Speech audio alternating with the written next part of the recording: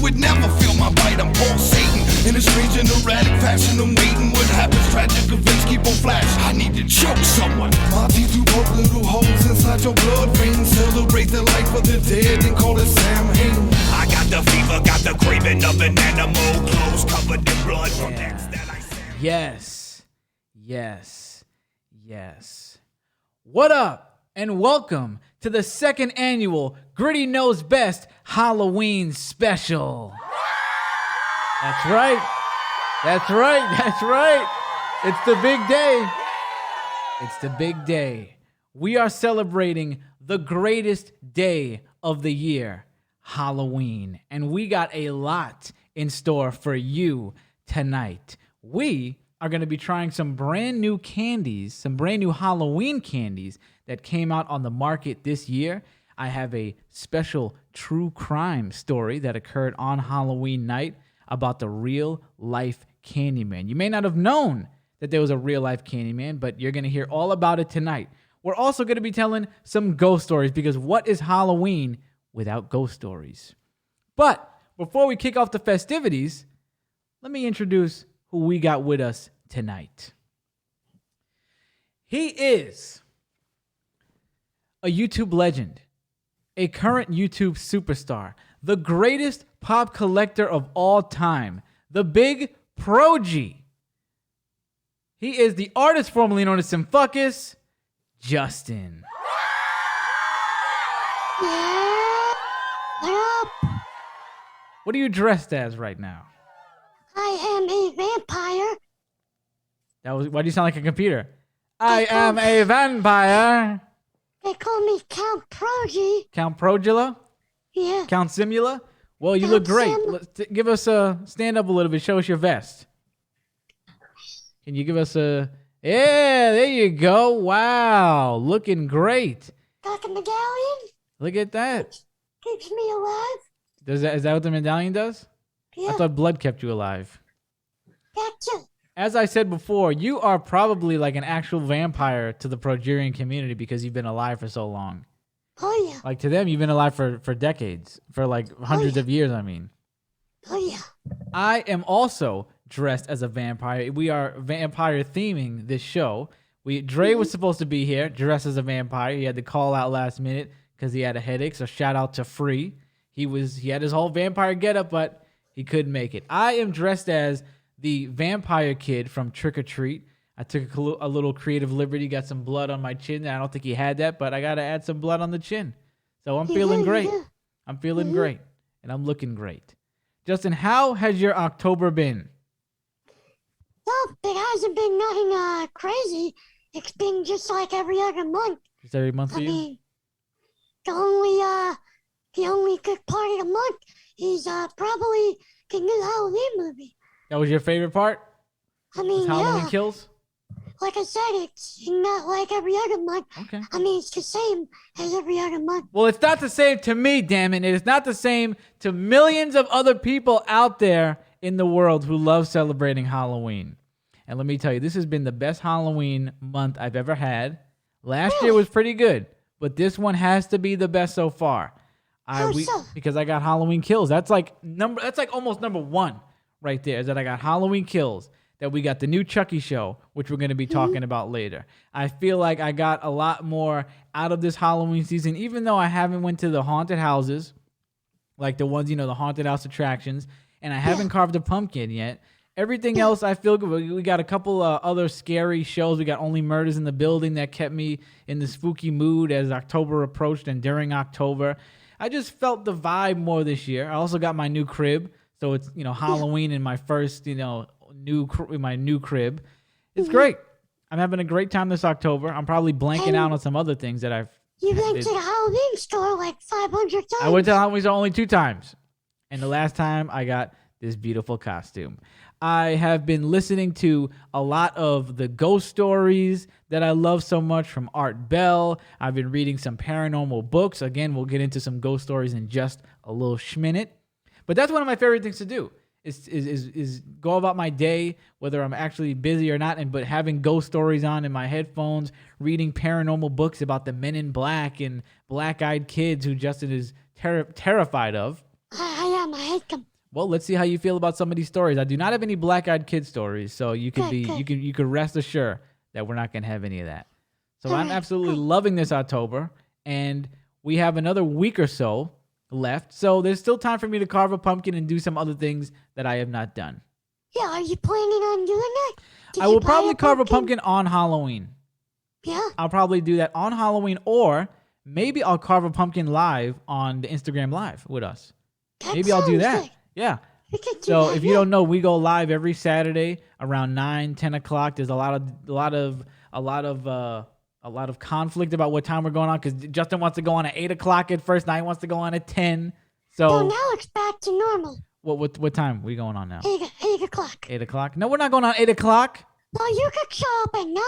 All right. Well, make sure you're here. Make sure you're on Instagram this weekend, or the October 30th, because we're going to be giving away a Justin shirt, and I'll most likely be carving a pumpkin. It's going to be Devil's Night. We're going to hang out. We're going to have a lot of fun.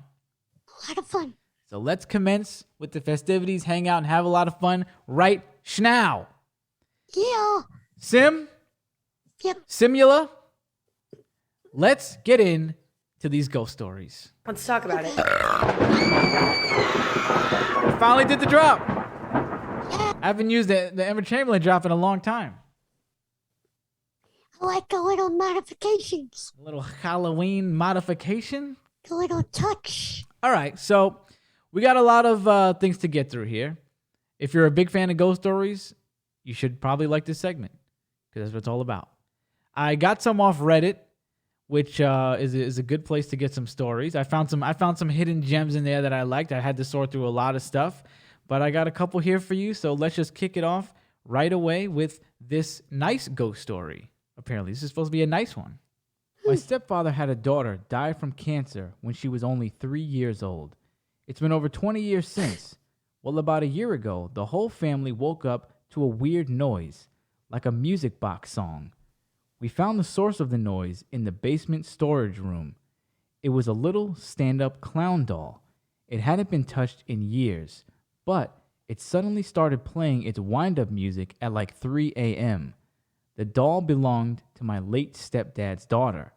We ignored it, but later that day we realized that it was her birthday. Nothing has ever happened since, just that one time. It honestly didn't scare us. It was kind of nice. That is kind of nice. I mean, the only thing is, does it have to be a creepy clown thing? Could you have not, I know, right? wrote a note like, hey guys, something else a little less creepy?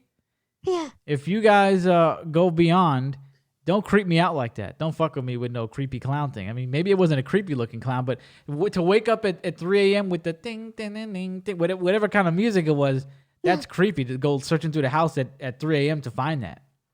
See, I was going to say, at first you said it's a nice story, and then it starts off Like with that? her dying from cancer. Yeah. I was like, what kind of story is this?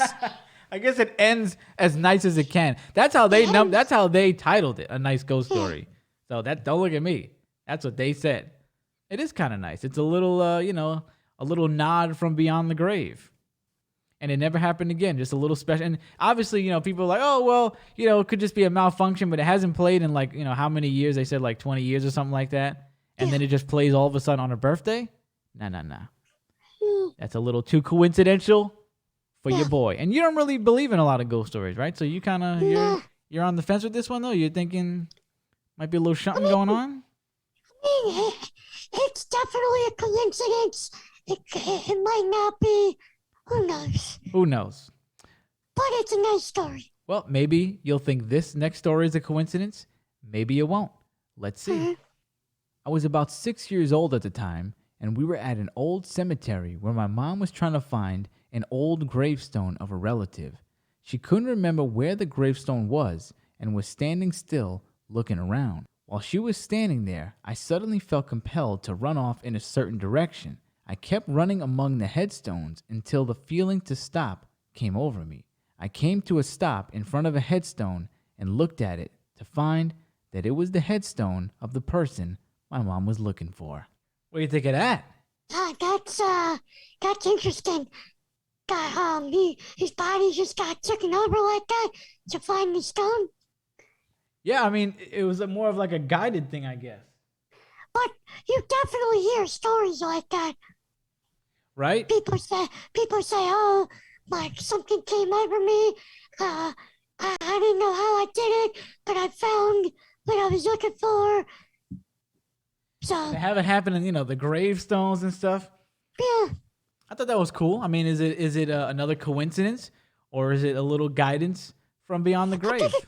it's more guidance than coincidence. Wow, and if you're saying that, then you're a big skeptic.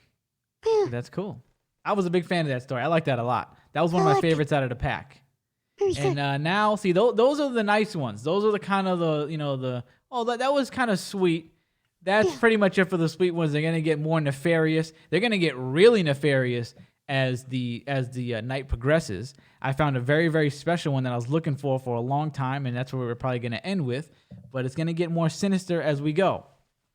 Before we get into those, though, I don't think I've had any contact with any relatives from beyond the grave until this year. Or a couple of months ago, if you remember, if you're like a big time listener of the show, you should know this story, but maybe you're not. So one night I was sleeping. Actually, it was in the afternoon. I was sleeping all day probably. So I was sleeping in the afternoon, and I had this dream that I'm hanging out with my uncle, and haven't hung out with my uncle in years. I haven't seen that guy in years. I probably talked to him on the phone maybe even like a year before this or something like that. But I heard he wasn't doing well. So I had this dream, wake up, go on about my day, thought it was nice, and I kind of just forget about it. I call my mom, we're having a little talk. She goes, hey, Uncle Huey died. And I was like, really? I had a dream, I had a dream about him last night. She's like, oh wow, that's kind of crazy, So I'm just like, oh, maybe it was a little visitation before he left the earth and nothing like that. But I'm not thinking too into it. I'm just like, okay. And I think my mom actually texted me when I woke up. I don't think she waited for me to call her to say that. But so I tell my dad, he goes, oh, really? Okay. So he goes to the funeral. He's the only one that goes. He calls me back when he gets out of the funeral. He goes, yo, Tom, I walk up to your aunt and I tell her, hey, Tom had a dream that Uncle Huey, he was hanging out with him. She was like, really? Because a few people at the funeral have come up to me and told me that already, that they've had a dream where he came to visit them last night. And I was like, wow. Then that made me think. That might have been him saying goodbye. And that meant a lot because I haven't seen the guy in a long time, but he was one of my favorite uncles. We had a lot of fun together when I was a kid, and it was kind of spooky to have that happen. Yeah. I've never had anything happen like that before. That's an interesting story. I remember you told me that, and that's pretty cool. It is cool. He came to your dream then last time. Right? And then, and he goes to other people's dreams. I wouldn't have even thought too much into it if I didn't get the confirmation that other people had that same experience. Yeah. So I thought that was nice. So rest in peace, Uncle Huey.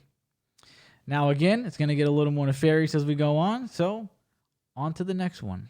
Once when I was home alone with my dog, I got the urge to use the bathroom. When going inside, I always locked the door. This time, I did the same. When I locked the door, I finished and was about to flush the water when I heard something really aggressively bang on the door and pull the handle. In that moment, I thought it was just my sibling, while having a weird feeling in my head. I finished everything, unlocked the door, went out, and I realized I'm alone at home. Absolutely no one is there except my dog, which was sleeping in the kitchen. I was really confused and kind of creeped out a bit, but I kind of forgot about it quickly and went on with my day. Let me tell you something right now. I would have not went on with my day. I would have been a little more freaked out than that. Because that's what could that have been? That's some scary shit right there. For something to just come and bing, bing, bing, tick, tick, trying to get in the bathroom. Now, let me tell you, I'm the kind of person, I don't know what kind of person, I know you're probably not like this, but whenever somebody's banging on the door in a public restroom, I get anxious because I don't like to keep people waiting. If I'm taking too long in the bathroom, if it's one of those one bathroom, one toilet things. So I already get anxious when it's a human being doing that. So I can't even imagine.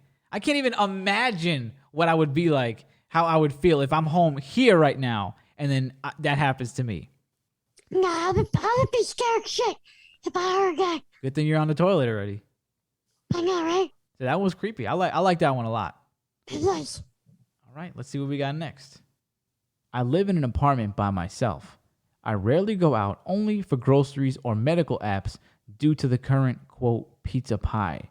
Over the last year, shit keeps falling in my kitchen. I'll just be chilling in the living room and some Tupperware will just fall out of the cupboard. Or while making food sometimes, things are just seemingly knocked off the plate. The tongs I was using will just flip off the stove, then my clean dishes start to fall over in the rack. On top of this, I've been finding long strands of wavy hair all over my apartment. I have a short pixie undercut a la Miley Cyrus, and it's purple. The hair I find is 6+ inches long. I got tangled in a black strand in bed. I was in the bathroom and I saw one on the floor that was brown. Then, what prompted this post is a long red ginger hair just laying across my toaster. Do I have a cousin it in my apartment or just a hairy Tupperware ghost who hates being organized? I just want to say I don't know what she was talking about or he was talking about with the pizza pie thing in the beginning. Yeah, I don't know what that meant. But the stuff getting knocked off, that's pretty typical. Like That's for a ghosting. But the hair is what got me. I would have never took the story out if I didn't hear the hair stuff. That's something I never heard. We've heard Ben come on the show and talk about blood surfacing, coming into his warehouse. You've heard of things going missing, but it's rare that you hear of things appearing in somebody's house and have different color hair. I'm assuming this is a girl that wrote this. That's what it sounds like it. So she's like, that's not my color hair. My hair is purple. And it's not like it's just brown hair all over the place. It's brown. It's this. It's that. That's pretty creepy. Yeah, it is. The hair is definitely creepy. Also, how do you get tangled in hair how much hair was in the bed? I don't know. That was like a long ass fucking. Like poison ivy? Yeah. Like she like poison ivy from Batman's tangling her up? How do you get tangled in hair? I don't know. But it was if that's true about hair just appearing, that's crazy. I don't know. I was kind of iffy on that story. I don't know. Me too. I probably believe that one the least. Yeah. My story. Oh, I played the wrong story. That's the finale story. I can't play that right now. Okay, next. I do live by a cemetery, and there are plenty of wandering spirits that usually just come and go without any issues. Ages 9 to 15, and still occasionally happens to this day, age 24, I was tormented every night, and it made it really hard to sleep. Something would poke/grab me and shake my bed. In the corner of my room, there was always a shadow figure of a man wearing a top hat, just standing there watching me. No matter what I moved around in my room to try and make it go away, it was still there. Not even closing the blinds to my window helped. It was definitely terrifying, yes, but I don't believe it was what was causing the torment. I have changed rooms since then and have not seen him or experienced as much of the poking and grabbing as I did in that room. I don't even like going in there unless I absolutely have to. I've had multiple paranormal experiences growing up and still to this day in multiple houses, but this is one that sticks with me the most. Has anyone experienced something similar to this or have any explanation as to what it could be? Well, let me tell you, Justin. Are you thinking what I'm thinking? Because you're on the show a lot. Did you notice anything that we talk about a lot on the show? You talk about The thing in the corner. A lot of times, we've mentioned it a few times on the show. The spirit that is often seen around the world at night in the corner of people's rooms is the guy with the black coat and the black hat. That's all in black. In your school.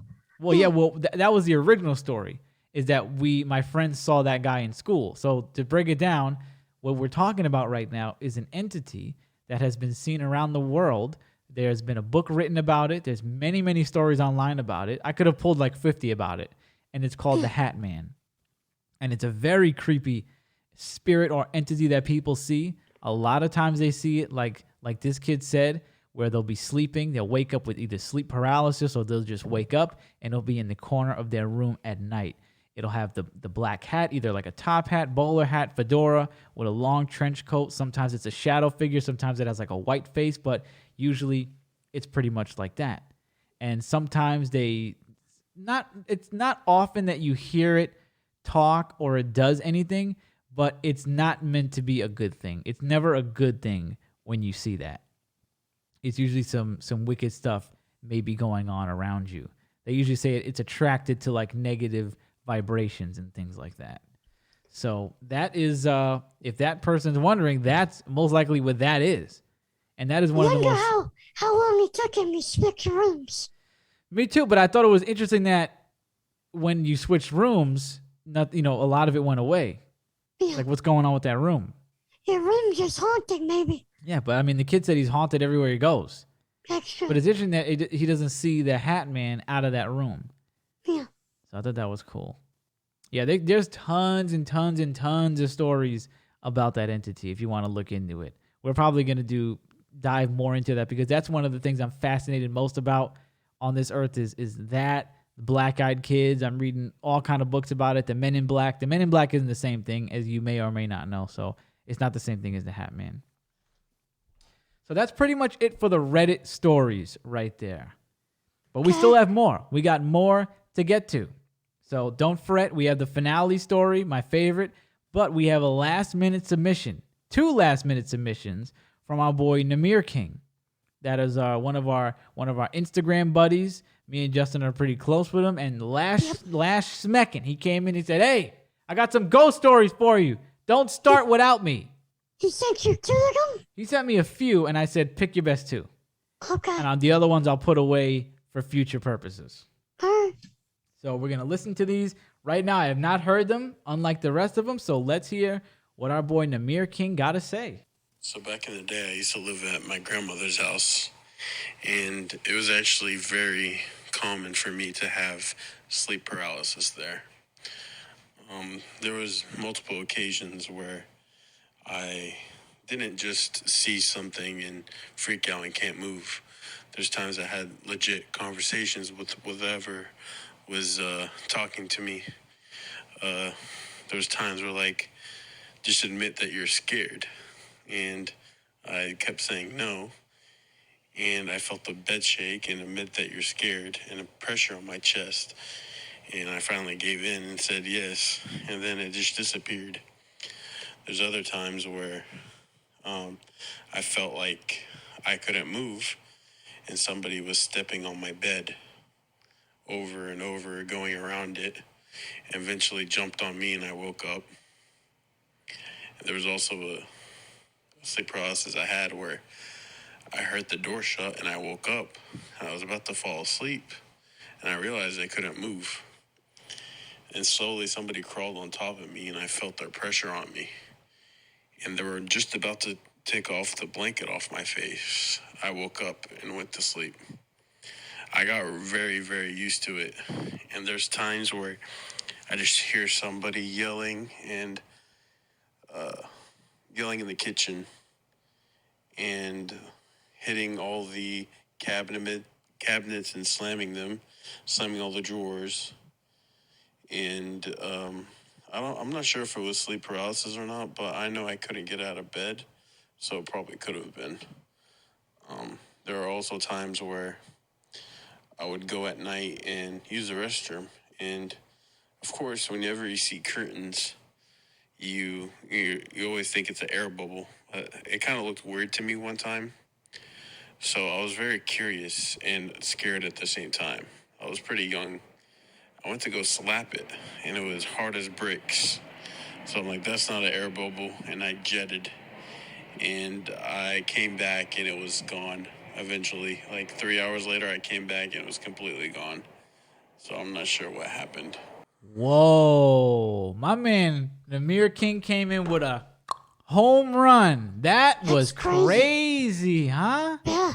I mean, what was I just talking about? Sleep paralysis and stuff? I mean, he didn't mention the Hat Man or anything like that, but the fact that he hits the curtain and it's solid, what the hell is that? What did he say? It was in his grandma's house? I think he said in his grandma's house, yeah.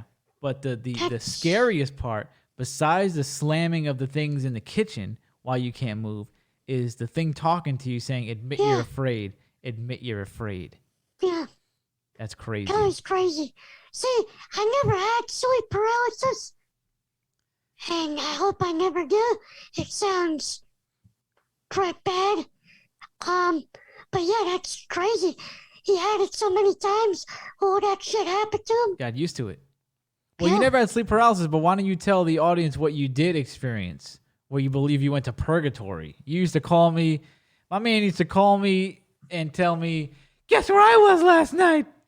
I was like, what do you mean? Where you? What did you go to a club or something? I was in purgatory. I was like, what the hell do you mean you were in purgatory? This was like when I was 16, 17.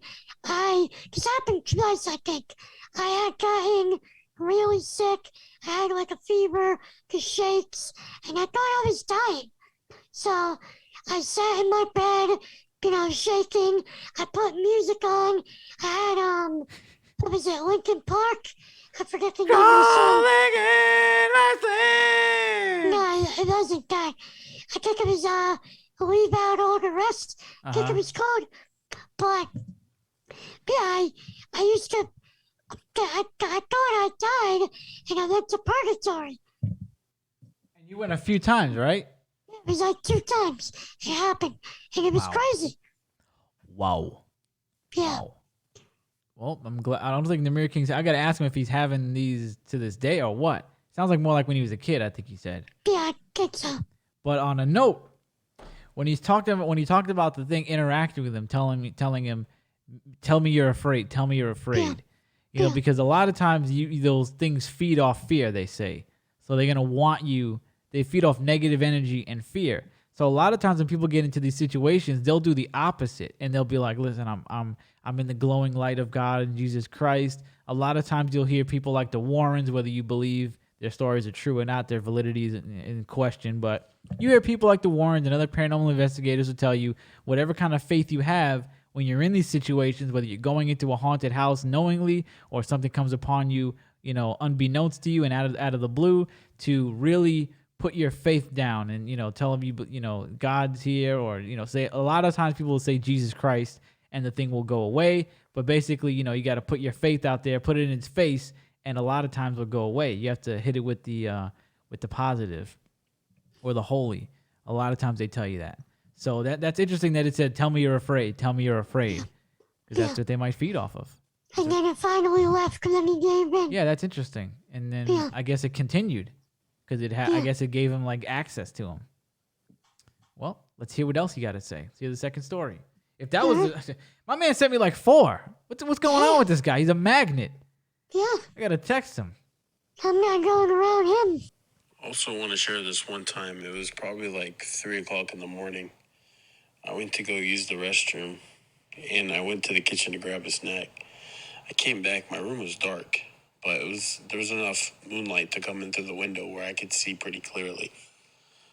So I had a pillow fall from my bed. I mean, it was still on my bed, but it was legit rolling.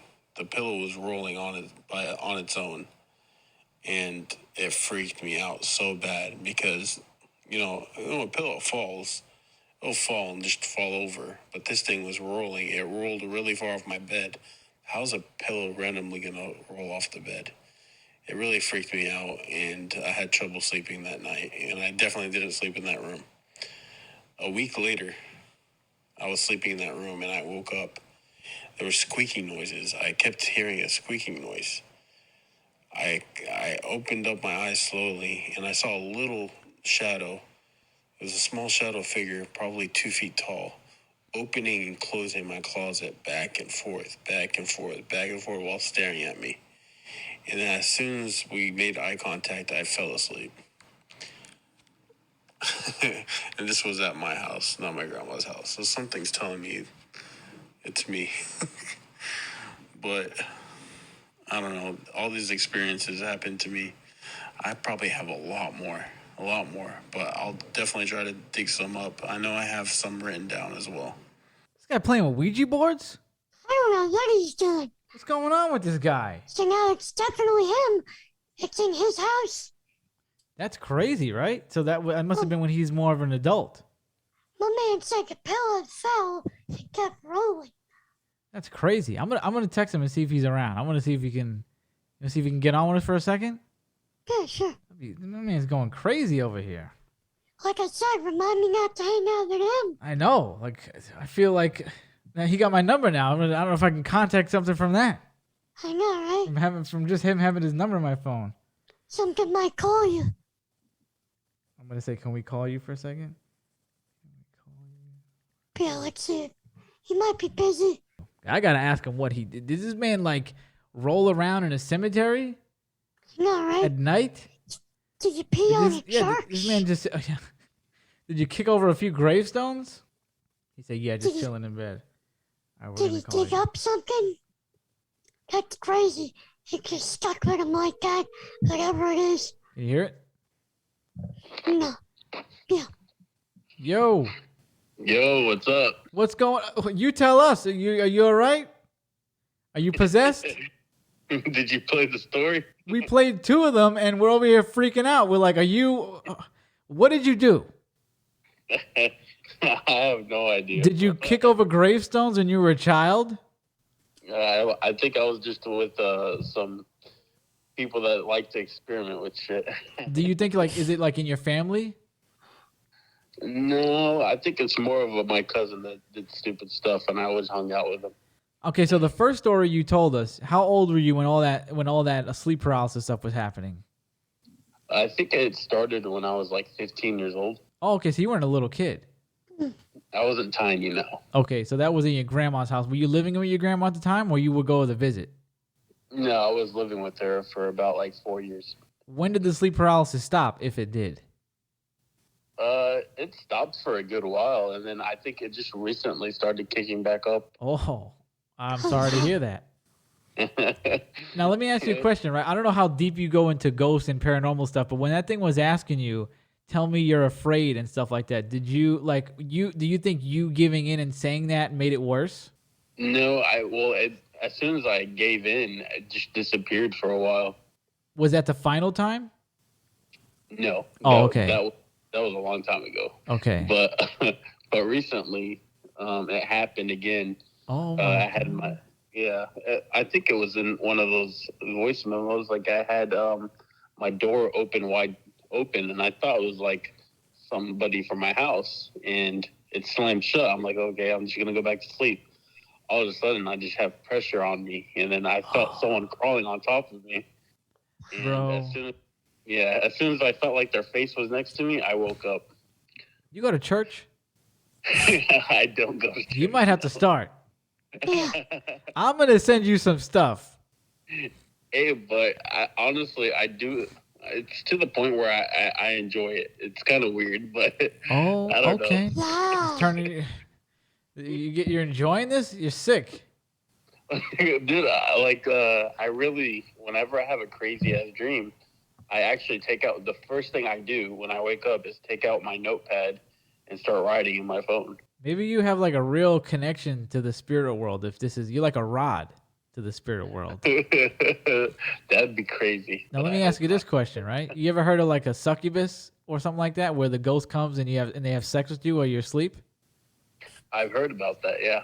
You ever had that experience? No, but I've had some weird things happen, but nothing physical. It's all in my dream. Okay, I was gonna ask if you were anally probed by an alien. That's what it sounded like you were about to say. You're like, oh, I woke up, there was a blue light, and then the next time I woke up, my ass hurt.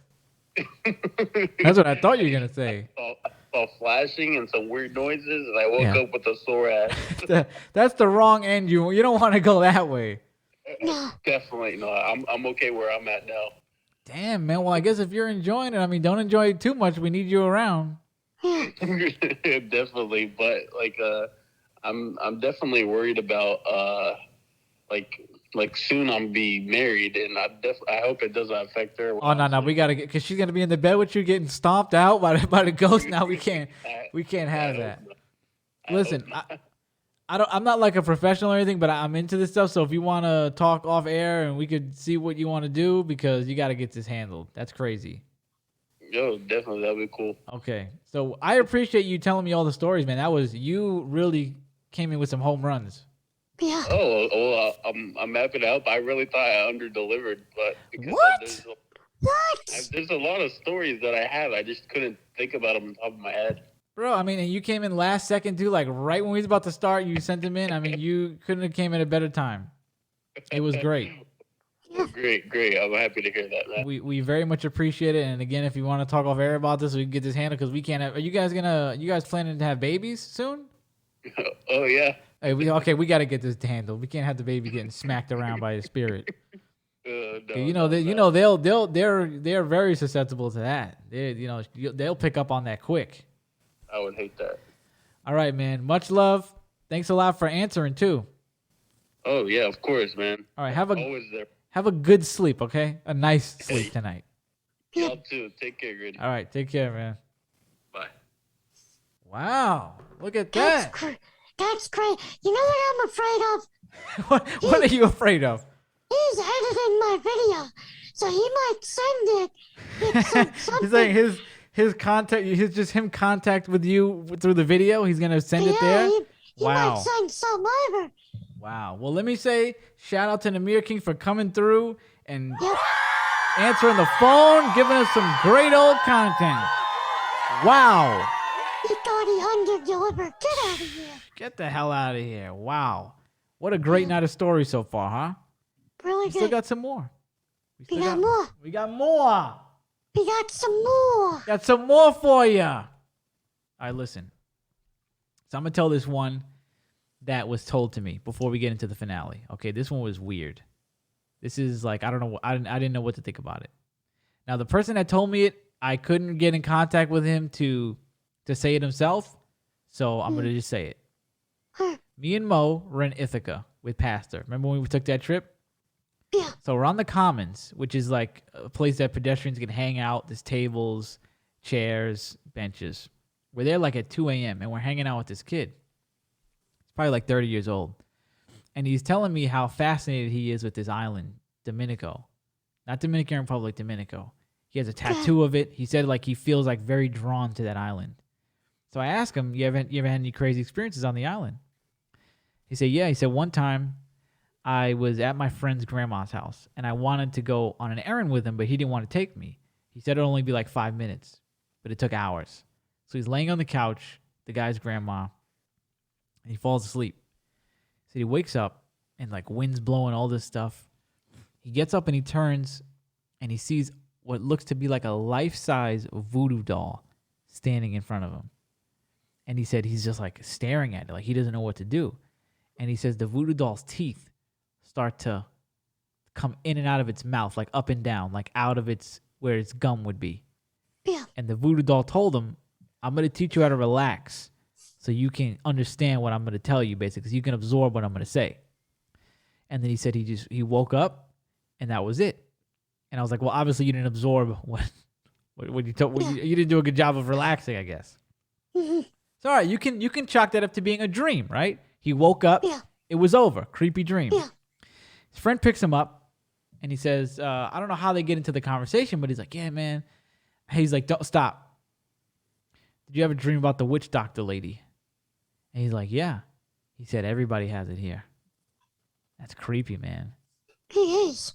Like your dreams that's something else. Like a lot of, there's a whole, you don't know if it's a portal or what when you're dreaming. So that was one of the, he's telling me this story at 2 a.m., smoke billowing in the air, dead at night, crickets. It was creepy as hell. Yeah, that's crazy. All right, speaking of crazy, let's get to our final story. I was looking for this story for hours the other day because this story comes from an Art Bell radio program. I believe this was not Coast to Coast. It was another one. Forgive me for not remembering the title. But Art Bell was doing a serious radio show on Halloween, as he often did every year. And if you don't know who Art Bell is, he's a beloved radio host. He dug into the paranormal, Bigfoot, UFO, all this crazy stuff. I love listening to Art Bell. A lot of people love him. He had newsletters. He sadly passed away a long time, a couple years ago, I think. So he had this gentleman call into his show, and I've always remembered this story. And here it goes.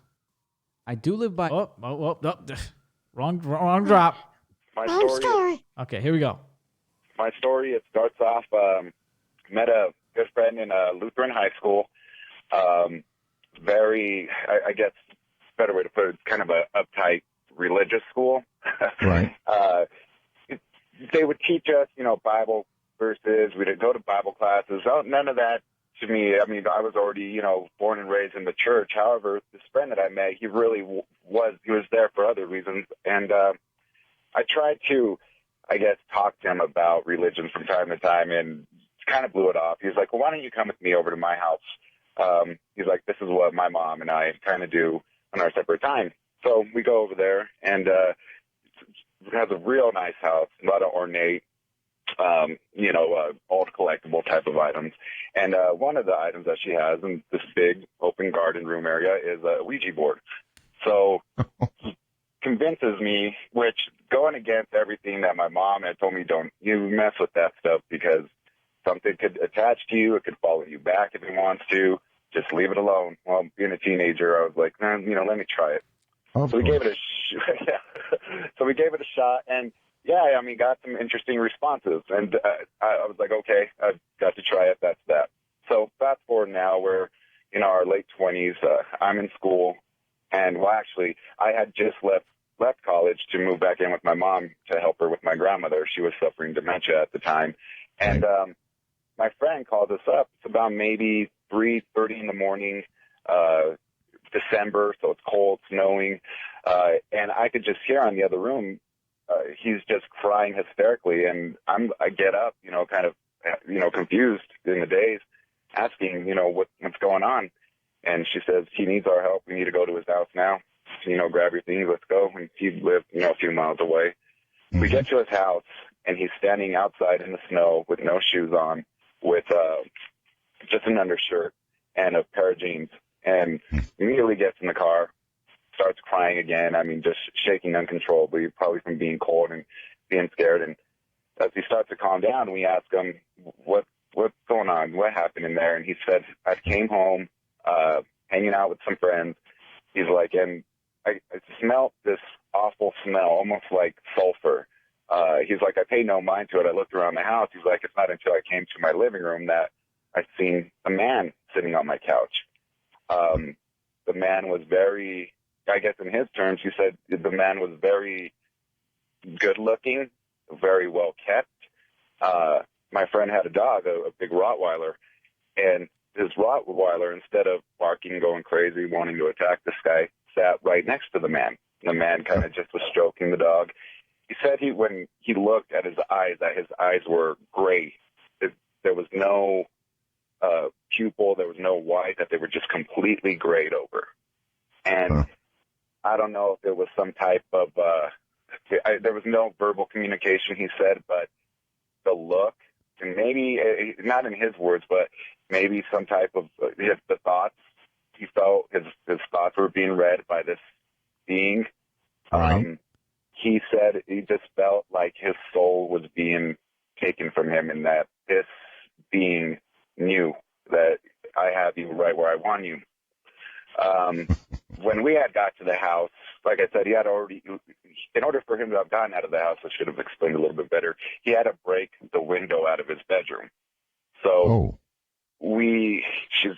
my mom and I are like, do you have a key to get back in? The sun's starting to come up, like, 4:30, 5 o'clock in the morning.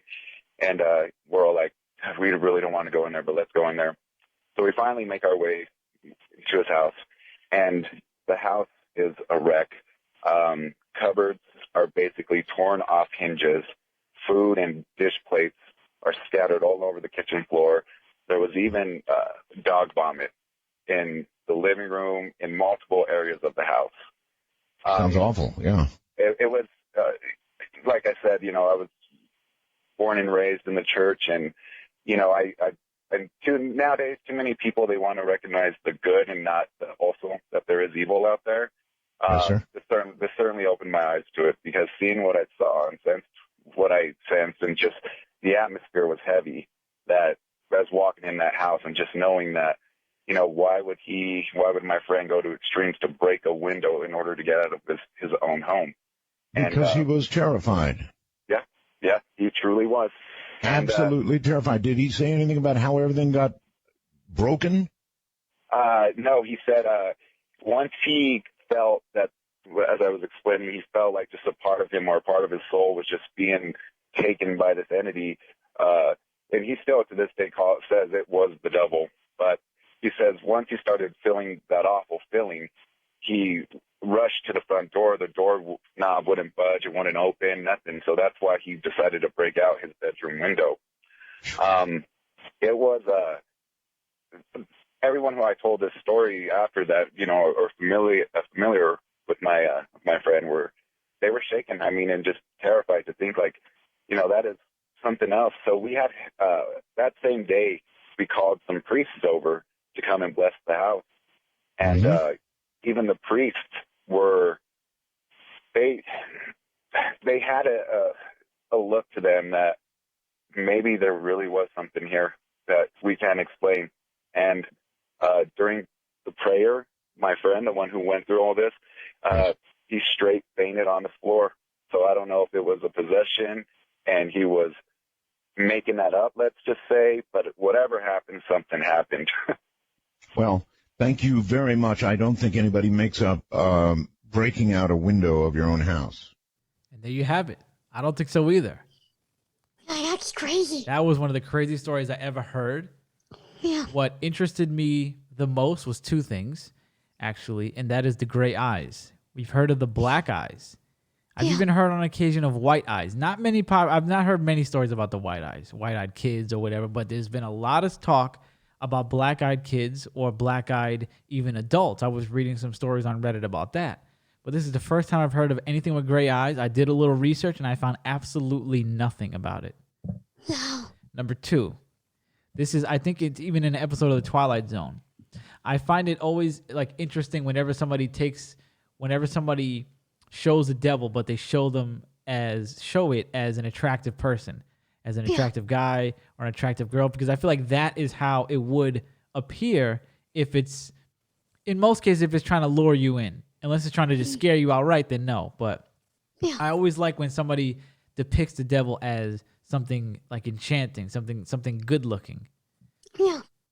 So maybe that's what it was. And obviously this guy was doing some stuff from a kid. Yeah. Ouija boards, so you don't know what kind of stuff he's been inviting his whole life. Yeah. Yeah, don't fuck around with that shit. Nope. I'm never fucking around with that. And the dog part was pretty interesting. He just sat there. He didn't bark. No, he was obedient to whatever man that was, whatever entity that was. They say dogs sense that kind of stuff. Right. And usually they would be barking and going crazy. Yeah. You feel like it would be running away from it, being afraid of it, and it was obedient. Maybe it had under control. And the guy said he felt like it was taking his soul. A good thing, as from what we heard in the story, he's all right. Well, who knows? That was in 2001, I believe that story was told. So I hope everything's all right. But that's one of my favorites. That's one of my favorites. There's a lot of good stuff on that show. I'm blanking on what the show was called right now, because I want to maybe give you something to look at on YouTube. Let me see. Dre sent it to me the other day.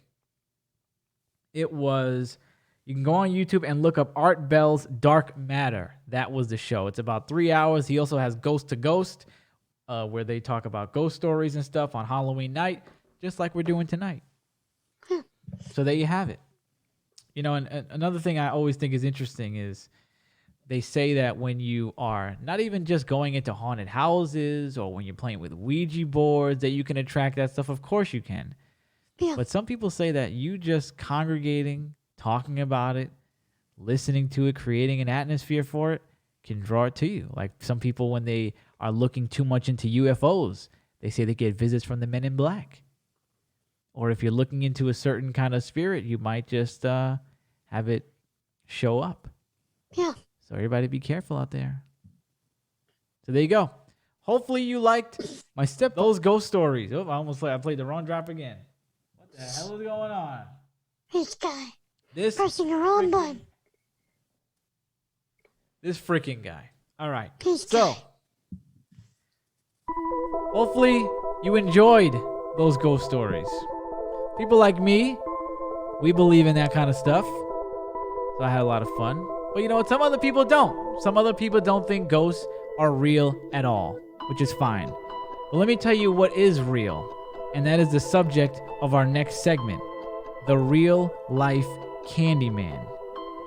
On Halloween night in 1974, a little boy died after ingesting some tainted Halloween candy.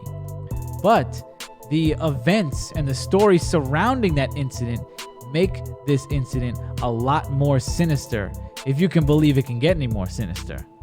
So make sure you stay tuned and get ready.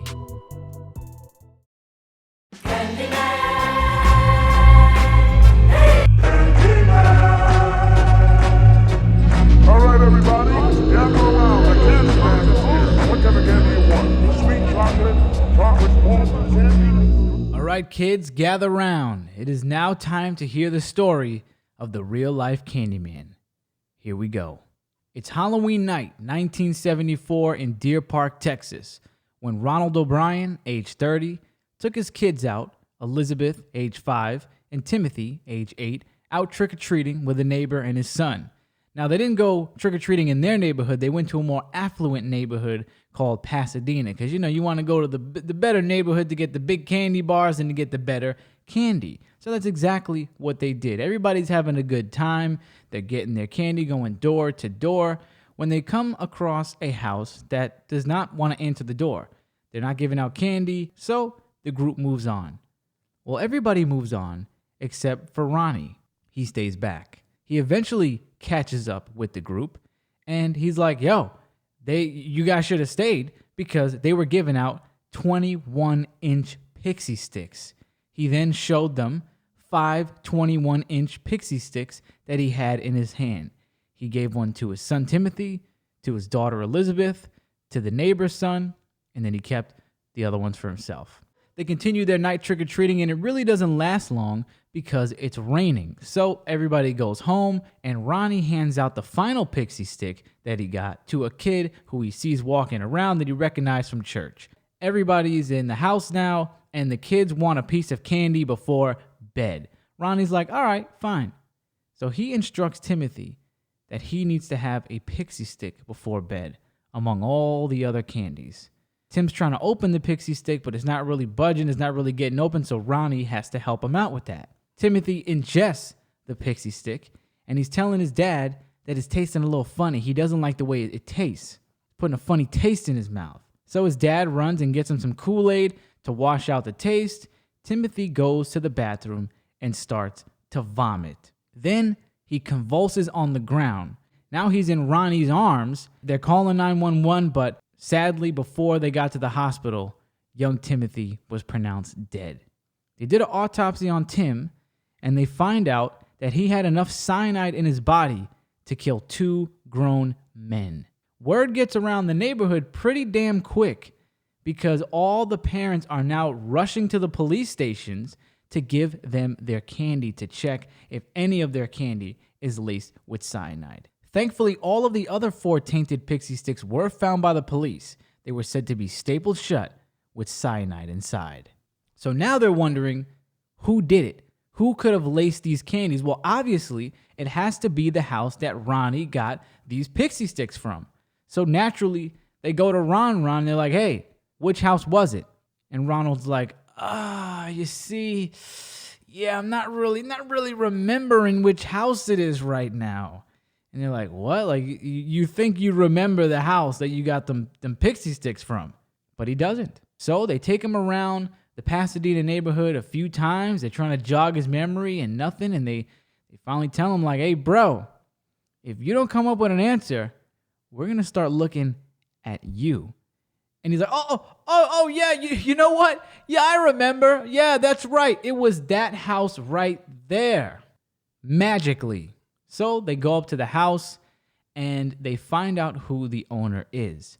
Now, when Ronnie gave him their story, he said that when everybody went on with their trick-or-treating, he stayed and the door kind of slightly opened and a hairy arm of a man came out and gave him the pixie stick. So now we know that it was a man that gave him the tainted candy. The police find out exactly who that man is, and they go to his job. The guy's working at an airport, and they arrest him. And that's it. The show's over. The story should be over, right? Everybody's happy.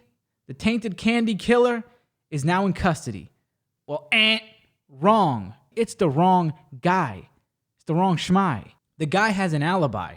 His wife and his daughter were in the house that night. And the reason they weren't answering the door is because they ran out of candy. So they closed up shop and they weren't answering the door. But they said that this man was at work on Halloween. And the work records show that he was. Everything was good. But now they're left scratching their heads and they're wondering, well, if the homeowner didn't do it, then who did it? And now Ron is looking a little sus right now. But Ronnie seems like an upstanding citizen. Everybody knows him in the neighborhood. He is running the local bus program. He's a member of the church. He's a deacon. He's in the choir. He has a good job at the optometrist. I mean, why would a guy like this want to taint some pixie stick candies? Well, they start to do a little bit of digging, and they find some very, very interesting things about him. Apparently, when you dig below the surface, Ron is an absolute mess. There is a list in front of me of this man's mess. He is, or was at the time, $100,000 in debt. His car was about to get repossessed. His house was in foreclosure. He was suspected of theft at his current job at the optometrist. And speaking of jobs, they also find out that Ronald had 21 jobs in his 30 years of being alive. To me, that's an astronomical number. I mean, I don't think a lot of people have had that many jobs in their lifetimes. So by 30, this man had 21, and I believe one of them he was suspected of theft at also. Now, things get even worse. He starts looking way more sus. So they find out that Ronald took out some life insurance on his kids, Elizabeth and Timothy. $10,000 each in January. But in September, he called and bumped up both their policies from anywhere between $20K and $50K each kid, right before Halloween. And if you don't think it could get any worse than that, well, it does. Because right after Halloween, right after his son tragically dies, he calls the life insurance place and he's like, yeah, so what's up with that shmoney? My man's trying to get the money. The body's not even cold yet. It's his son. But it gets even more sus, if you can believe that. People are telling the cops that during the funeral and right after Timothy's death, Ronnie's walking around talking about all the big moves he's going to make with the money he's going to get from the life insurance. Oh, I'm going to go on vacation here. I'm going to do this. I'm going to do that. He's walking around like a big boss man with all this money he's about to get. I mean, how dumb can you be? How dumb can you be is a good question because he gets even dumber.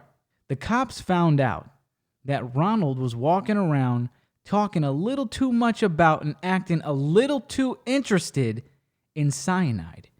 What the hell does an optician need to do with cyanide? Apparently, he was asking people, how much does it take to kill a guy? The cops also discovered that he made an appearance at a hardware store to inquire about buying cyanide. But once he found out that he couldn't buy the amount he needed, he walked out. Now it is absolutely painfully obvious that this man poisoned his son's Halloween candy to kill him for some damn insurance money. And most likely, he poisoned the other 4 pixie sticks to cover his tracks.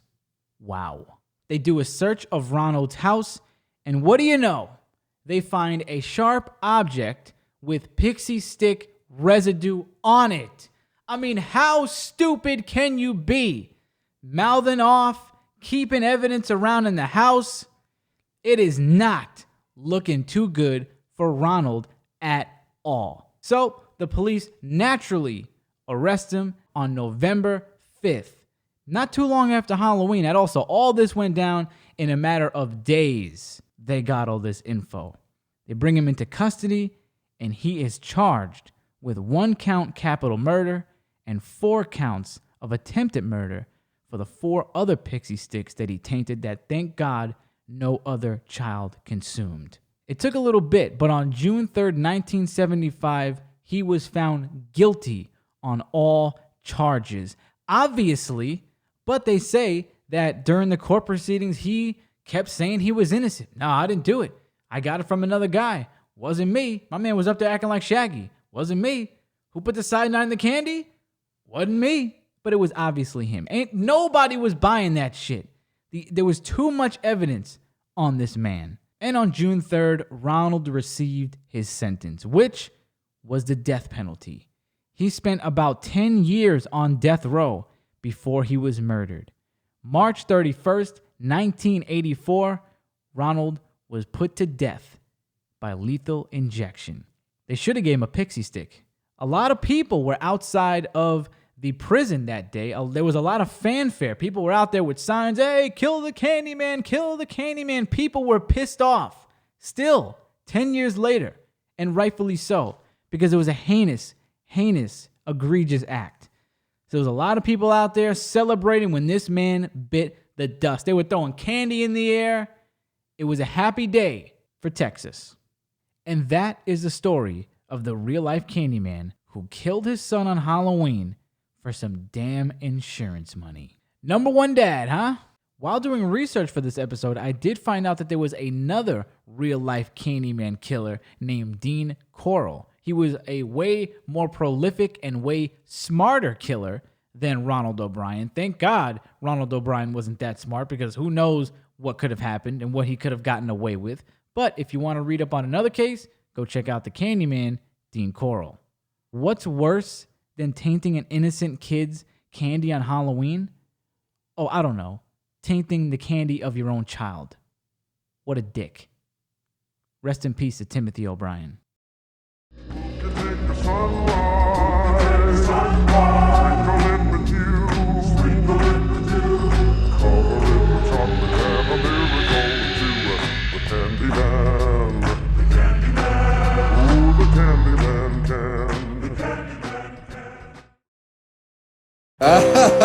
Almost time for Halloween.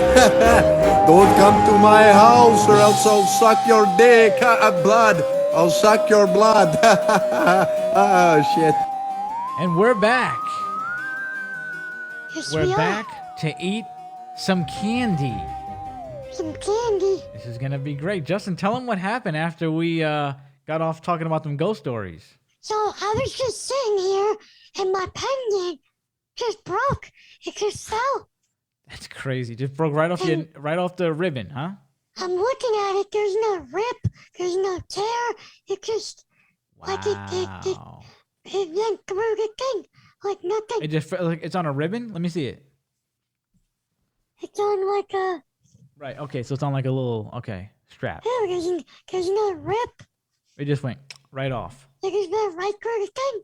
Wow. Well, let's get on to some lighter topics now. Yes. Let's get into this candy. Justin has been dying. What are we gonna do the candy? Can I eat some before? What did you ask me today? Oh, you asked me, can we start with the candy? I was like, no, we can't start with the candy. It's a horrible show. We're not gonna start with it. I had this candy on my table for like a week. And I've had it longer than you. I've had it for like 2 weeks longer than you. What are you telling me? You got more willpower than me. You won that last contest we did. True. So what are you saying? True. All right. So without further ado, let's do it. All right. We have an assortment of candies with us right now. These all dropped this year. These are all pretty much Halloween themed. So let's tell you what we got before we start. We have pumpkin pie Kit Kats. Now, I believe this dropped last year, but me and Justin didn't get a chance to have it last year, so we're going to be eating it now. I have the new Witch's Brew Kit Kat that dropped this year. I don't think this is any kind of flavor change. I think it's just green frosting or whatever, so we'll just see what it's like. All right. What else we got? We got the Franken Reese's Cups with green filling inside. Do Reese's usually have filling? I think it's the bottom it says. Green colored It cream. has chocolate inside. Or peanut butter. Yeah, But it looks like the peanut butter. green colored cream's on the bottom. See that? Yeah. All right, so we're going to have that. We got Cocoa Crisp M&M's. Creepy Cocoa creepy. It's very creepy. And of course, we couldn't do a vampire-themed Halloween show. Well, it's not really vampire-themed. We're dressed as vampires. Without the new Vampire Hershey Kisses. Huh? What do you think of that? That's going to be good. Full with strawberry cream. And also, I got the peanut butter M&Ms. Right. Those are Halloween themed too? The packaging is, right? Yeah. Okay. Goes mix. All right. So let's do the pumpkin pie Kit Kat. I've been dying to try this. I don't think I'm gonna like this one. No? I don't know why. I just have a feeling. I love pumpkin stuff.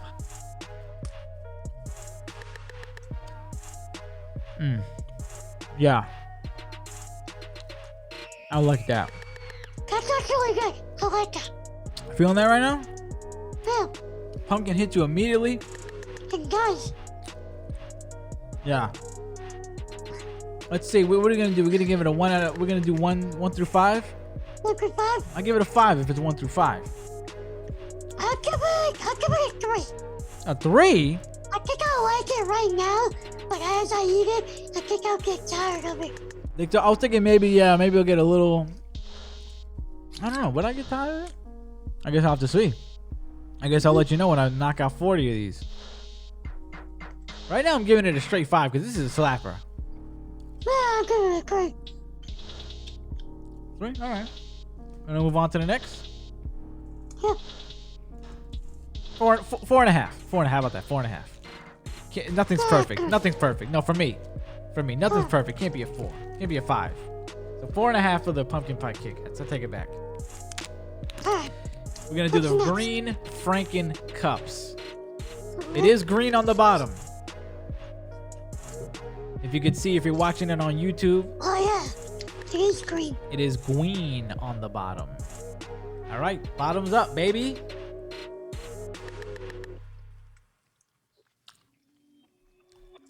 Tastes like a Reese's cup to me. It's a peanut butter cup, yeah. Yep. Nothing special besides the green frosting, which we figured. But so I mean, I'm just gonna say it's a Reese's. I can't really rate it. Reese's cup is a Reese's cup. A Reese's cup is a Reese's cup is a Reese's cup. If you don't like Reese's cup, Then you're not gonna like it. You're not gonna like it. All right, what do we got next? Let's do. So I'll do the Witch's Brew Kit Kat while you do those peanut butter M&Ms because I didn't have that and you don't have this. Let's try it out. Witch's Brew. I'm pretty sure this is gonna be a regular Kit Kat, just like that Frankenberry. I mean Franken cup. Alright, so the yellow. Yeah, here's the Witch's Brew Kit Kat. Well, oh, I forgot. So, Kit Kats usually don't have marshmallow on it, right? Because this has a distinct marshmallow taste. Yeah. I don't have marshmallow. Yeah, so this is something new. This is really good. I'm digging this. And with Kit Kats, I can always taste, like when they change the color of the frosting, you can always taste that there's like a different color on it, that maybe it's the food coloring. So I get that, and then I get the marshmallow. This is another 4 out of 5. So, the peanut butter M&Ms, they taste like Reese's Pieces. Oh, really? Yeah. Are you a fan of Reese's Pieces? Because I am. I mean, hell, I am. But, Yo, I might like these Kit Kats more than the pumpkin pie one. Damn.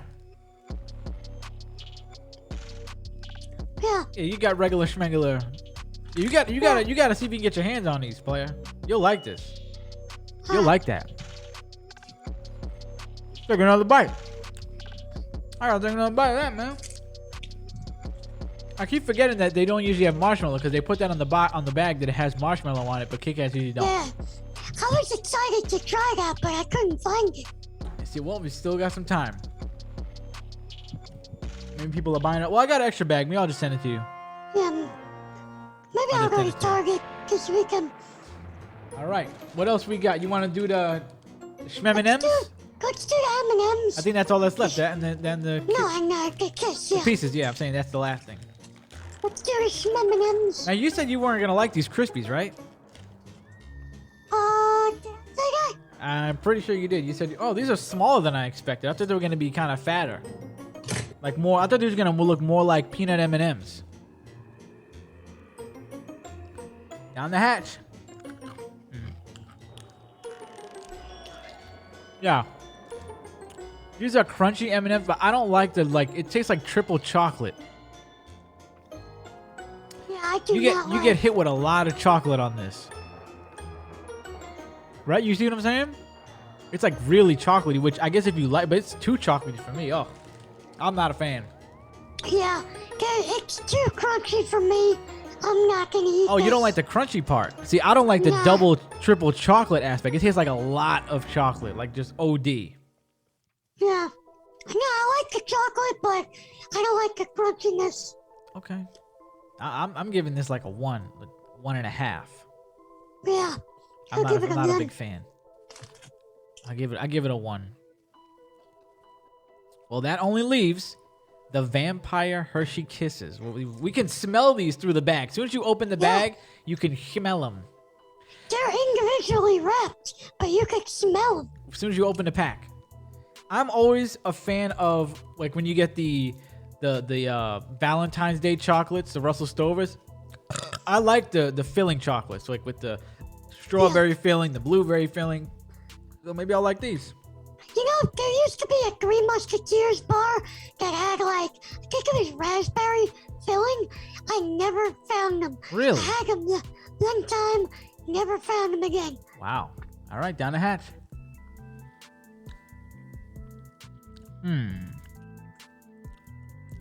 Immediately, you liking that? Look at you, my man sat back in his chair. It sticks to your teeth though. Oh shit! I'm digging this. My man's about to have a big My man's about to have an organ. He's opening another one already? Oh yeah. Damn. I can see where you're killing. I can see where you're killing tonight. This is 5 out of 5. Wow. I'll give it 4 out of 5. I don't know if I give it a 5, but it's right up there with the Kit Kats. Then you break it open and the strawberry The cream? pops out. Like that cream in your mouth right there? Yeah, You like that cream? I like it. I'm gonna follow your lead and take one more down. It's between this and the Kit Kat Witch's Brew for me. Oh yeah. It's between those two. Yeah, I mean, the only thing I really didn't like was the M&Ms, the Cocoa Crisp. Me too. And not because it tasted bad, because I don't like all that crunchiness. Yeah. I like shit that you could just, bite into real easy. Pause. Yeah, see, me and you both don't like it, but we both don't like it for different reasons. Yeah. All right, so which one's your favorite? Obviously, we know. Kisses, man, the kisses. Vampire Hershey Kiss is your favorite. I'm going to say if I had to pick a favorite, I'm going with the Witch's Brew Kit Kat. The marshmallow with the Kit Kat is too powerful for me. It overpowers the Vampire Hershey Kiss Strawberry Cream. I'm sorry. Those are my second favorite, and I'm probably going... I don't know if I'm going to go Pumpkin Pie Kit Kat as my third. And then the rest of them we really can't rate because we had the Franken Cup. The Reese's is regular. Yeah. The peanut butter M&Ms taste like that was regular Reese's to you? Pieces. That was regular? But definitely number one, Witch's Brew Kit Kat for me. So you guys go out there. If you didn't know they're available, go get them while the getting's good. Also, they have the sour Skittles, the Shriek. It's not just regular sour Skittles, like shrieking sour Skittles. But since we don't do sour stuff, we didn't buy it. Yeah. That's more for Chromo. Chromo does the sour stuff. All right, trick or treat. There you go. Justin, tell me what you thought now. Let me get your opinion on something, okay? Okay, listen to me here. What do you think of that new Chucky show on TV? 2 episodes just dropped. Now, if anybody wants to watch them, they are on YouTube right now for free From what it looks like, they will be dropping all of them on YouTube. There's going to be 6 more episodes. Me and Justin watched 2 of them. What'd you think, Judd? I love it. Like you said, I saw 2 episodes. The third one's coming out tonight. This is coming out, but I love it. I mean, at first episode, you really don't know where they're going with it. But then, you know, the end of the first episode, and then the second episode, Chucky and him start that relationship. Yep, and especially at the end. Chucky wants to kill, and he's trying to convince him that, hey, they deserve it. These people deserve it. Especially one person in particular who is a great actress because I hate her in the show. The bully, the girl? Yeah. What do you think of her? I mean, I think she's playing a really good character. Yeah. Like, she came with that costume. I don't want to give too much away, but that costume was sick. Yeah. That was twisted. But yeah, she came with disrespect. I like the story that he's trying to teach the kid these people deserve to die. Right. Everything's not peachy cream. And and these people really don't deserve to die, really. They're not like, it's not like he's killing Hitler or somebody. He's just killing random, regular people. He's just trying to justify it because they're bullies or whatever. And he's lying to him because he lied to him about something, right? He lied to him. Oh, he said he didn't kill the maid. That's what he lied about. He said he didn't kill the maid, but he killed the maid. Little spoiler there. We're not going to spoil it too much because it's still pretty brand new. But, so you love it. I love it, and I'm interested to see where it goes, because now you've got, you search the doll online, they're gonna go into the whole, I think Andy, they're gonna bring it back to the Child's Play 1 and 2, I think they're gonna go back to that, and they're gonna try to base a story off of Andy, I think, so we'll see. Okay. Want to hear something crazy? Yeah. I didn't record the video for that. So now we're recording the video. But we recorded the audio, so it's fine. Okay. Recorded the audio, so it's fine. So we'll put the video in now. Well, let me tell you, I'm a big fan of the show. Heard there's gonna be a Chucky show, and I'm like, it's gonna be kind of whack. Like, a Chucky. I barely watch TV shows. Yeah. The history of horror theme, like the history of horror villains in a show doesn't really go well. I believe they made a Freddy one and a Jason one like the 90s or the 80s. Those didn't do too well. You haven't really seen them like that. You don't really see a Michael show, a Freddy show, a Leatherface show. So I'm like, where are they going to go with this? Couple that with the fact that Curse of Chucky was definitely a hot pile of garbage. Cult of Chucky was aight. That was pretty smooth. Yeah. I liked it a little bit. Maybe I won't like it now. I liked it in the moment. But... so I'm like, I didn't know what to expect. And I really loved it. I felt like they got, what I did like about Curse and Cult is they had like a really slick, dark, gothic look to the movies that I believe translated to the show very well. I believe it wasn't it wasn't exactly the same, but it did have that element that the movies had, the look that the movies had. Chucky looks great. Chucky is not stitched up. I love the regular good guy Chucky. I'm not a fan of ultra beat up, stitched up killer Chucky. You don't like stitched up Chucky? No, I like the good guy killer Chucky. I love stitched up Chucky. I loved the part where he starts doing ventriloquism in the play at the talent show. They got inspiration from somewhere else, but it reminded me of Goosebumps. That's like a Slappy the Dummy in the Goosebumps in the Goosebumps books. They always do a scene like that where they're at the talent show. Slappy does something crazy, spits vomit out. So that reminded me of my childhood. And I mean, they're cursing up a storm. It's definitely Chucky. It's not Chucky for TV. It's Chucky. And if you go on YouTube, it's all uncensored. It's all uncensored. So I'm a big fan of it. I can't wait to see. I love the bully. All the characters are pretty good. The bully, the girl, his cousin's boyfriend, his cousin's girlfriend, excuse me, and his cousin. They don't like him if they're fucking with the kid. And I love that Chucky is not just running around killing people right away. He's still a doll in this movie. He's not like, I guess in Seed of Chucky, he still has that like an inanimate, like you can see him like just sitting there and then he gets up and kills somebody. But I feel like this one brings back the original like first 2 Chuckies where you see him like he's inanimate for a while, and they're touching him, and they're like, oh, it's a nice little doll, and then he creeps up and kills somebody.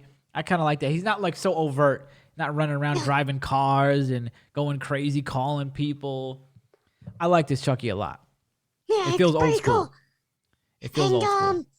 I'm interested to see like the mother, well, not the mother, but his aunt, I guess. Yeah. What the secret is. Me too. That's what I told Mo today. Mo loves the show too. Yeah. I want to know what that secret is. What do you think it is? I haven't really thought of any predictions yet. I mean, Okay. what do you think it is? I think it's Chucky's sister. You think so? That's the first thing that came to my mind. Because it can't be his mom, right? It can't be his wife. And they keep flashing back to him as a kid. And they did flash back to him as a kid, kind of like at the end of the first one after talking about the secret. Maybe they're not connected. I think it's connected to the secret, which will be the secret is with the mom. So maybe they're not connected at all. I don't know. But maybe it's his sister. Well, that's another thing I wanted to bring up. I like the flashback, the whole flashback thing. They're going to give us like a background on Charles Louis Ray. Yeah. Maybe. Now, hear me out. Maybe she also killed somebody with him, like in the early days. Because he's back in his hometown. You know, they're going to get into his backstory. Maybe she committed a crime with him once or twice. Maybe. Killed some people. Maybe she was a killer. It's got to be something crazy. It's not cheating. I don't think it's a cheating thing. Where she's cheating on him. I mean, it could be because... who was she talking to in that room? That was the real question. Because she's like, oh, I'm in my brother-in-law's house, blah, blah, blah. So I can't wait to see the secret. We haven't seen Jennifer Tilly yet. Well, we have. Because she was at the garage sale in the beginning in the red coat. That was her. You know, I didn't even notice Me that. neither. I watched the behind-the-scenes featurette that they do on one of the YouTube channels. It's either Sci-Fi or USA. You got to find it. But if you watch the extended cuts of the Chucky show on YouTube, they have a behind-the-scenes featurette after each episode, and they showed that is, in fact, Jennifer Tilly as an Easter egg. Okay. But she'll probably be in the next... I don't think she's going to be in the next one. She might be at the end of the next one, I think. I think at the end of the next one. You think she'll have a prominent role? Yeah, I think so. I think she'll have she'll be helping him escape, do something. I don't think the kid's going to start killing with him. I don't think so. I think they're going to tease it. I don't think it's going to happen. Chucky's going to get back up from Jennifer Tilly, and we'll see where it goes. I had another... Okay, where in the Chucky timeline do you think this is taking place? I think this takes place before Bride of Chucky. That's what I thought too, but hear me out. So, after Bride of Chucky, you got Seed of Chucky, right? Now, it can't be before... it can be before Bride of Chucky, but like... I guess because you're saying because she's the blonde Jennifer Tilly, you think it's like her around the Bride of Chucky era because she's blonde? Yeah, but I think she's blonde. Even then, he's not all cut up. Right, that's what I said too. But Curse of Chucky and Cult of Chucky are after Seed of Chucky, right? Yeah. I think they're direct sequels. So if that's the case, he's in a new good guy doll now, which that's what he would look like. Yeah. So I don't remember how they connected Seed of Chucky to Curse of Chucky. I gotta watch it over again and see if they connected them. But to the best of my knowledge in this moment, Curse of Chucky is a sequel of Seed of Chucky and Cult of Chucky's after that. He's in a new good guy doll. He's not stitched up, whatever. He's looking like the regular good guy doll from the first three movies. So if I'm thinking it's after all that now.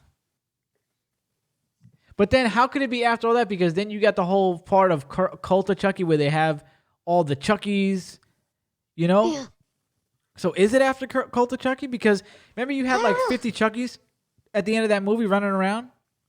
I don't remember. At the end of that movie, the girl stands up from the wheelchair and there's a bunch of different Chucky dolls. Yeah. There's all types of Chucky. So maybe it's not after that. We also got Andy Barkley. Or Andy Bartley. What is it? Barkley or Bartley? Barley, I think. Bartley. You got Andy in the show. So that was cool. Yeah. So we don't really know exactly what where in the timeline it is. Maybe I could look it up. I didn't look it up before the show. I'm thinking it's before Bride of Chucky. You think so? Yeah. They could. I mean, if that was the case, it'll be like everything else retconning that they're doing it right now. They retconned Halloween. Mm-hmm. So they could do that. They retconned Candyman a little bit. They ignored the last two that they ignored the 2 and 3. So maybe they're just doing the same deal. Yeah. I'm excited to see it. I'm excited to see more of it. And the good thing is it's only going to be 8 episodes. I don't think they should drag it out to like 6, 7 seasons. If you're going to do it 2 or 3 seasons, get it done. It doesn't need to be crazy. Okay? Yeah. I would say make it 2 seasons. Right. After 2 seasons, shit just drags out. Yeah, it doesn't need to be. It doesn't need to be all that. So I'm in love with it. Also, what was I going to say? There was another aspect. They didn't use CGI like they did in the last 2 movies. They might have used it a little bit, but to the best of my knowledge, it's all puppeteers for the most part, which is the Chucky I like. I don't want CGI Chucky like in Cult and Curse. It looked like garbage. That was one of the biggest problems with that movie, is that Chucky looked like shit. So make sure you go out, or not even go out like you're going to go buy it. Go on your computer, go on your TV, Sci-Fi, USA, YouTube. You can't not see it. You can't make an excuse not to watch it, and I wouldn't make an excuse to watch it. I would go check it out. Episode 2 is my favorite, when he's trick-or-treating, and he goes to that lady's house and gives her the poison apple, and he has the Hello Kitty mask on. Where's the party? That was great. And then she's explaining it to the cops. Yeah. Oh, there's a little kid in the And you know what I also like? It's going to start turning into like how it was in the first 2 movies, where the police and everybody starts thinking it's the kid killing and not Chucky. Because the police are on to that boy, because everybody around him's dying. No, that one cop, that's his name's mom. She kind of... Yeah, she's on the scent. And her partner is too. Yeah. Her partner is too, so they're on that. That team is zeroing in on this kid. Her partner thinks it's the kid. Yeah. I don't think she thinks it's the doll. Yeah, because she thinks it's him. You think so? Yeah, why would she think it's a doll? I think she knows. No. How would she know? She might have heard stories about Chucky. I don't think so. I think she thinks it's the boy. I think maybe you're right. Maybe at the end she's like, "Oh, I always knew about this doll," and I think I wouldn't be shocked if that was the case, but I'd be a little like, it's kind of whack. Yeah. I like it the other way around. But so at least one person's thinking he's running around killing people, and it's gonna get more like that because everywhere the kid goes, people die. Chucky's around, like the old movies. It's great. It's awesome. Go check out the new Chucky series. Yep. There you go. Justin, what did you do today at the park? You want to talk about a scary story? This was absolutely scary. What did you do today at the park? You sacrificed your body for a phone? Yeah. So, I just bought a new phone last week, the iPhone 11. So I'm playing Pokemon Go at the park. You guys know I like Pokemon Go. So I'm looking home. I'm coming home, and I'm tapping the screen, battling, and looking at the same time. And if you guys know me, I don't look straight. I have like a hop. So I'm playing, looking, battling, and the phone is big. The 11 is bigger than the 10, so it's bigger than my hand. It's I can't play and look. So I feel the phone start to drop out of my hand. So instead of letting it drop and hit the concrete, cracking it, because I just bought it, I dive on the floor so the phone lands on the grass. Why would you sacrifice you willingly threw yourself onto the concrete and said, "I'm gonna break my phone with my hands," like you're a stunt guy. Which I did. But you cut yourself. Yeah, Bad. I didn't notice till I got home, but I did cut my finger. And I hurt my other hand and my knee a little bit, but they were fine. And those were the things I felt. I didn't feel the cut on my finger. Okay, so I saw the blood when I got home. Was it all worth it? You sacrificed your body for your phone. You hurt 2 hands and your knee. Yeah, I did expect it. That is consumerism at its finest. That is that is so dumb. I would let it fall. What are you gonna do? I just spent $600 on this. All right, well, you can spend another 100 getting it fixed. You can't fix your body like that. You know how much it's going to cost to fix your body? Yeah, it's a couple scrapes. Well, it might have not been. That's the thing. You could have scraped your head. You could have cracked your head on the floor. Like I can see if you're like, oh, I'm gonna throw myself into the grass. My man threw himself onto the concrete. Are you a loon? I wasn't gonna crack my head.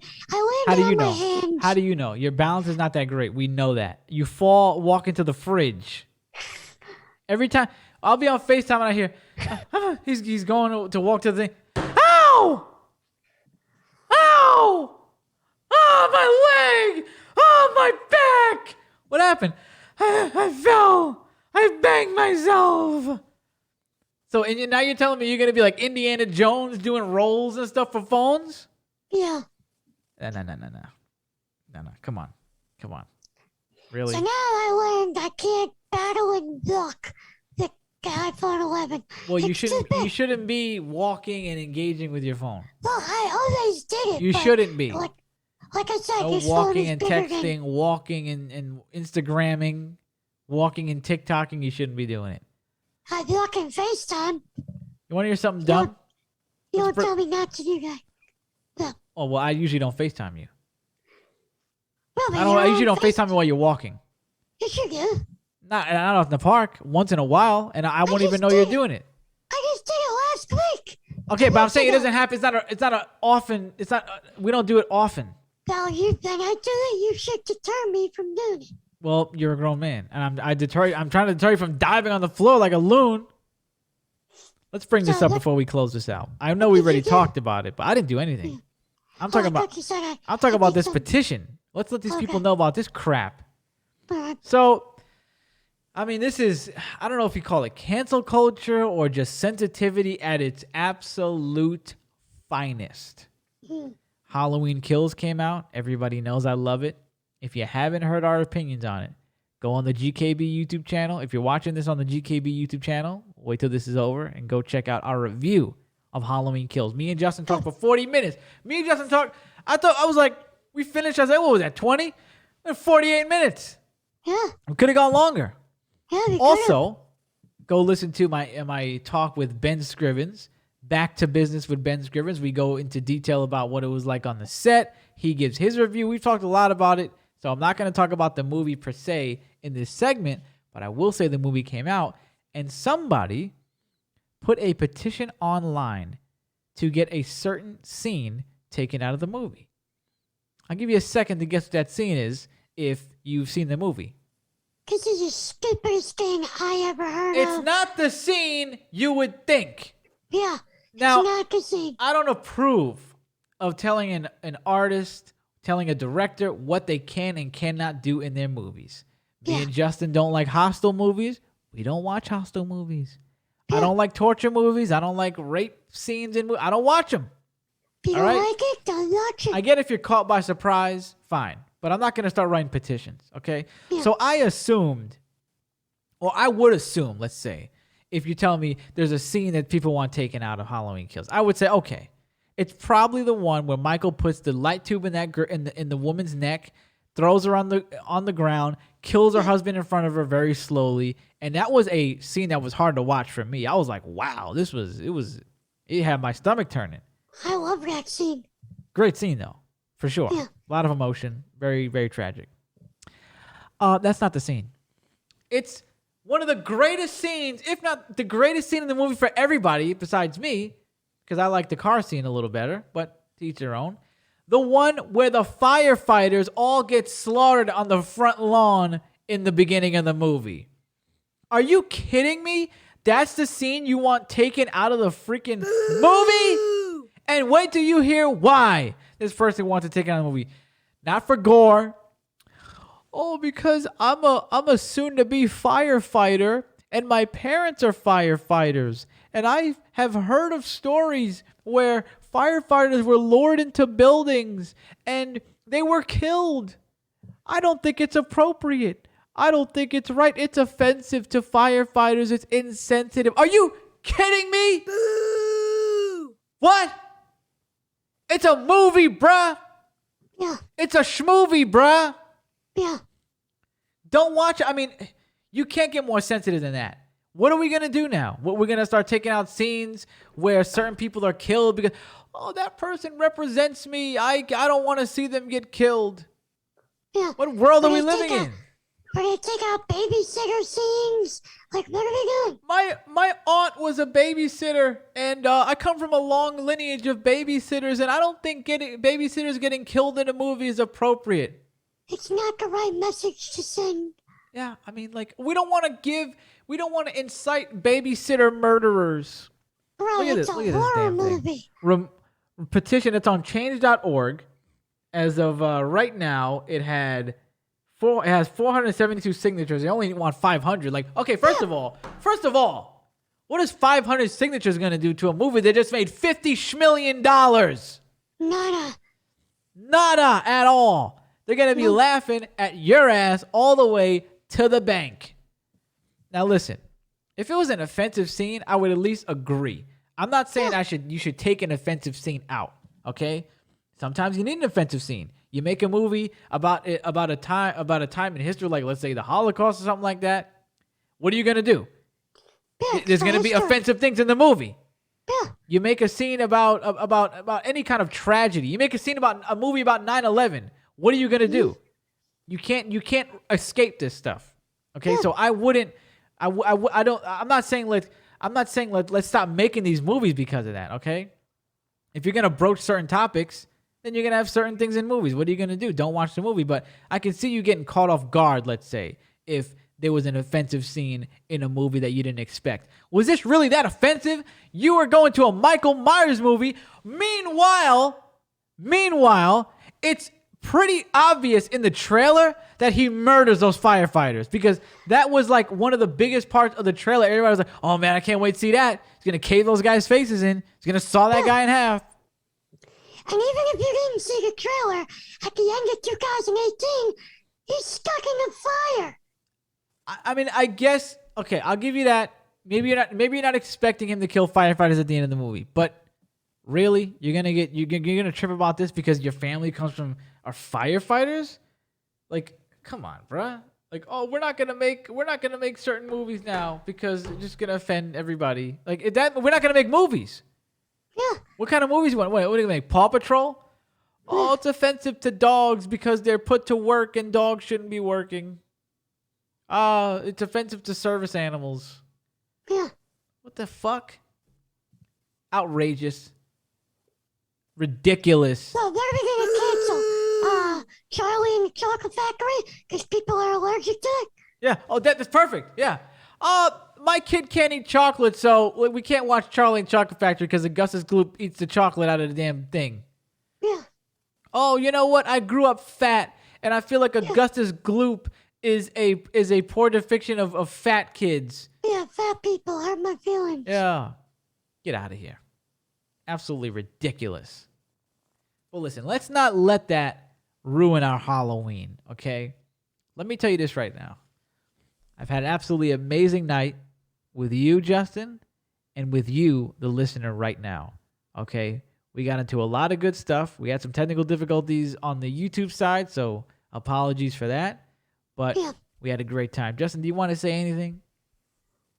Anything you want to bring up? Anything you want to say before we start plugging away and we get out of here and start eating more candy?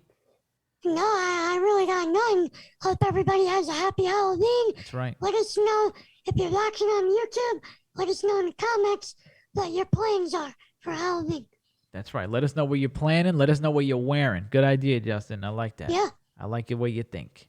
And let us know what your favorite ghost story was. We had tons of them. Let us know whose costume is better. I'm saying, I don't know. I thought you were gonna have the best, but I don't know. I think it's a tie. Yeah, yours is the best. Nah, Mine I think sucks. we got a tie. Let's stand up again. I think we got a tie because I like your classic vampire look. I like the vest. I like the black and the silver. You look great. I didn't even wear the white shirt. I like the black shirt. It sucks. You look like a real old school vampire, which I loved, even though your talisman broke, which was creepy. You look like that old vampire. I can't think of his name right now, but you look great. You look great. Thank you. All right. You can find me at It's Gritty Bitch on Instagram. Make sure you go to the Gritty Knows Best YouTube channel. Go to the Gritty World YouTube channel. The Gritty Knows Best YouTube channel has some of the full podcasts up right now. We've been putting that up. The Gritty World channel has some of my vlogs, which I probably will be doing more of during the break. Justin, plug away. You can find me on Instagram at RealJasonBiggest93, Twitter at RealJasonBiggest, YouTube Justin Simbiggest, my second channel Sims Gaming. All right. Watch out for the ghouls. Watch out for the ghosts. Watch out for the goblin. Watch out for the Candyman. You have a great... Watch out for the vampire in our intro. He might suck your dick. Oh, whoa. That wasn't in the... Oh, yeah. Oh, whoa. Getting crazy now. Listen. Have a happy, safe, amazing Halloween. We love you. Peace and love. See you next time. You got your house that's supposedly haunted. Well, in our neighborhood, there's the Hell House. And right now, nobody can believe it, but there's a sign out front of Hell House that says, for sale. They tell me you can see the chalk lines in the middle of the living room. A sure sign that somebody must have died there. I think they said it was a bride and a groom, and I guess they both died trying to run for the stairs. I don't care, shoot me a price, I wanna move in quick. I wanna sleep with the bodies while the blood still drips. Call me crazy, but it's just what I want. I really hope that shit happen, and it's not just a front. Kitchen. This kitchen floor is full of cracked towels and rat traps. When the sink is out, the drips will make your head crack. And those cupboard doors smacking open and closed. The priest came to do a blessing, but he got hosed. Pedophile. And that's just the beginning, cause other shelves are stacked with plates that be spinning on them. And I heard the drawers open and knives get the flinging. The folks that stayed here caught 17 in them. Did you hear it? Hell House for sale. Did you hear the Hell House for sale? With the spirits. Hell House for sale. Did you hear the Hell House for sale? Did you hear How much it? they want? How much they want? How much they want? How much they With want? the spirits. Hell House for sale. Did you hear the Hell House for sale? Into the bedroom. They say they found his wife's mangled body on the bed with 6-inch wounds in the back of her head. Their kids were there too, both hanging in the closet with one extension cord and their blood still on it. Thinking about the blood that was the most they ever saw on the clothes, on the floors, and on the sheets and on the walls. No one could be prepared for the last fatal findings. Underneath the bed, more mutilated grinding. In the house there's a stairway leading to the attic. People say it was a room where the switch did magic. On the 12th day of every month, you could hear her yell like a curse on the neighborhood for sending her to hell. I was so interested, I had to know more. Stole a ladder and I climbed through the window on the second floor. Straight to the attic, cold chills with no surprise. To the girl named Amy and a witch giving Did evil you eyes. hear it? Hell House for sale. Did you hear the Hell House for sale? With the spirits. Hell House for sale. Did you hear the Hell House for sale? Did you How hear much they it? want? How much they want? How much they want? How much they With want? the spirits. Hell House for sale. Did you hear the Hell House for sale?